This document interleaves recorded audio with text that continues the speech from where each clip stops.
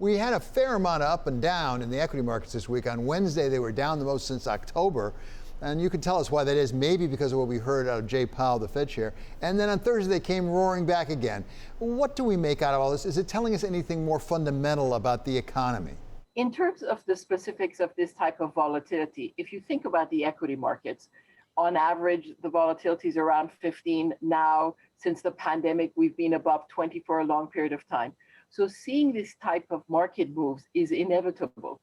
In fact, if we go back and look at the post-global financial crisis period, we have had episodes of the market down 5%, at least 95% of the time. Episodes of down 10%, 75% of the time. So one has to look at this kind of market move and recognize that this is just a lot of noise. The main signal and the main message that we're giving our clients is to stay invested. We have good economic growth. We have a very, very favorable earnings outlook.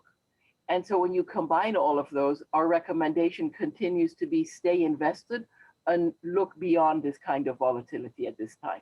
As you know, we heard from Chair Powell this week, and he was asked about the question of bubble or froth or sort of extended valuations because of the very accommodative monetary policy. He sort of dismissed that, I think it's fair to say. He didn't think that's the real problem here. Do you have any concern about that at all? Because there's a lot of talk around right now about things being overextended. When we look at equity valuations, there are a couple of different perspectives we bring to bear. First and foremost, we look at a series of metrics, but we look at them not just compared to long-term averages, but one actually has to look at them in the context of a period of low and stable inflation. So when you're looking at the environment we have been in since April of 1996, which is low and stable inflation, we actually are not as expensive as people think we are. In fact, based on looking at the broad range of these metrics, our view is that given a view on where we're going to be on earnings this year, we're probably about 14 to 20% overvalued. That is not a bubble. In addition, we actually look at equity risk premium. What are equities yielding relative to what bonds are yielding? That is also above average. And finally, we actually have something we call, it's an indicator that looks at explosive price behavior. And we have to get that to around 90 to 100 to think we're in a bubble. That currently stands at 26%.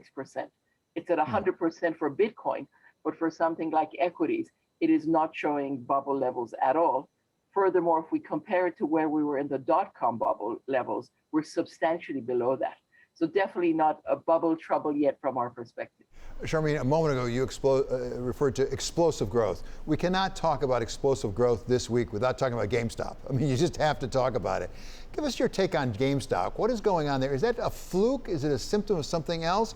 What's driving that? When we look at these types of headlines and this kind of price action, it is clear that this is not necessarily justified from a valuation perspective. So what is it driving it? In an era of social media, easy access to trading, very low cost in terms of transaction costs for people, you can have a lot of momentum and a lot of investors can pile into an investment theme. And that does mean that you're going to end up with prices that don't probably reflect fair value. And this could be seen in many areas. It's not just individually in a particular stock. You could see it in other sectors and asset classes. And again, cryptocurrencies are a good example where you see the same type of price action, where it's not clear these are justified by any value argument and any fundamental arguments.